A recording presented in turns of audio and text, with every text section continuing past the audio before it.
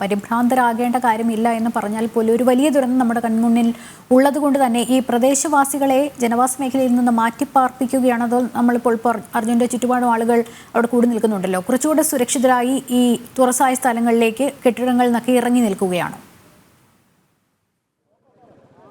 തീർച്ചയായും അത്തരത്തിൽ. ചേട്ടൻ എവിടെയുള്ളതാണോ? ഇവിടെ അടുത്തുള്ളതാണോ? അവിടെ അടുത്തുള്ള.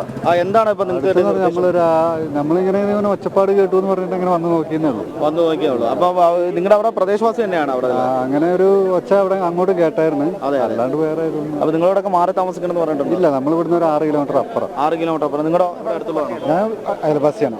അയൽവാസിയാണ്. പിന്നെ ശബ്ദം കേട്ടു എന്നുള്ളത് എല്ലാവരും പറയുന്നു.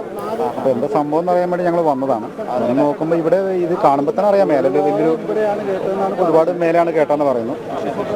അതായത് ഇവിടെയുള്ളതെന്ന് പറഞ്ഞാൽ എടക്കൽ ഗുഹ, അതായത് അമ്പുകുത്തി മലനിരയുടെ മുകളിലാണ് എടക്കൽ ഗുഹ സ്ഥിതി ചെയ്യുന്നത്. അത്രയും ഉയർന്ന പ്രദേശമാണ്. അവിടെ ഉയർന്ന പ്രദേശം നിങ്ങൾക്ക് നോക്കിയാൽ തന്നെ മനസ്സിലാവും. എത്രയോ 100-150 അടിയോളം ഹൈറ്റുള്ള സംഭവമാണ്.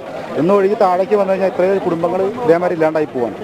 അതിനൊരു പ്രതിഷേധം ഇവര് ഗവൺമെന്റ് തന്നെ ഇവര് മുൻപോട്ടുള്ള ഒരു പരിപാടി. തീർച്ചയായും ഇത്തരത്തിൽ നിരവധി ആളുകൾ ഇവിടെ എത്തിയിട്ടുണ്ട്, നമുക്ക് കാണുവാൻ സാധിക്കും. അവരൊക്കെ തന്നെ ഇത്തരത്തിൽ ഇവിടെയുള്ള കാര്യങ്ങളൊക്കെ പറയുന്നുണ്ട്. അതായത് ഏത് തരത്തിലാണ് ഈ ഒരു ശബ്ദം കേട്ടത്, വലിയ രീതിയിൽ തന്നെ വലിയ ഒരു ശബ്ദം തന്നെ കേട്ടിട്ടുണ്ട് എന്നുള്ളതാണ് നമുക്ക് മനസ്സിലാക്കാൻ സാധിക്കുന്നത്.